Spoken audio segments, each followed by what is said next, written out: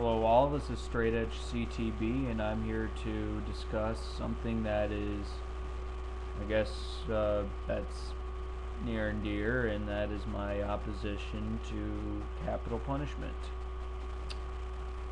I know it's kind of an unusual subject to start an entire season of YouTube on, but hey, death sells. Apparently that's what a lot of people think. But anyways, personally, if anybody knows me, knows this. I am 199.999% repeating against capital punishment. And I actually did a report on this about a year and a half ago, and I kind of wish I still had it. But anyways, reason why I'm against it is that I just feel that it's unjust to justify murder by murder, and just you look at the whole thing and it's just hypocritical. I mean, like, you say for example you have Johnny right here, and you have Jimmy. Johnny is to kill Jimmy, and what do? They kill Jimmy. Reason why I find it hypocritical to justify murder with murder is whomever pulls the switch or puts the chemicals in the person's body or whatever is as guilty of murder as Jimmy was for killing Johnny. Now, there are reasons why it's still around, capital punishment, I mean.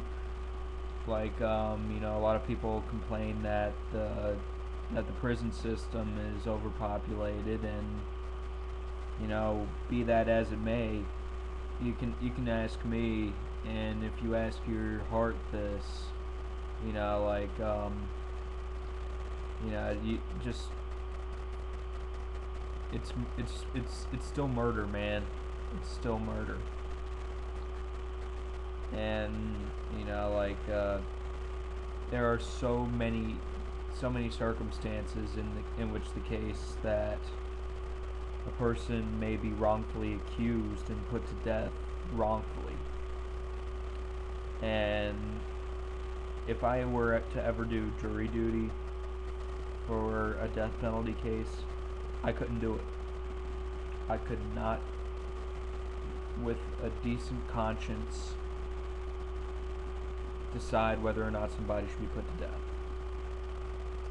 It goes against everything that I'm for, and it's brutality. It's all it is. I will say this as crystal clear as humanly possible to send the point home. Capital punishment is cruelty. It is vengeful. It is hateful. And imagine if you were in their position. Your life being held in the hands of 12 people, 12 honest people, and they just have they just have the bias, a lot of them will be like, all in favor of this guy being killed. Aye. All right, guys, let's go to Wendy's. Case, it's all over.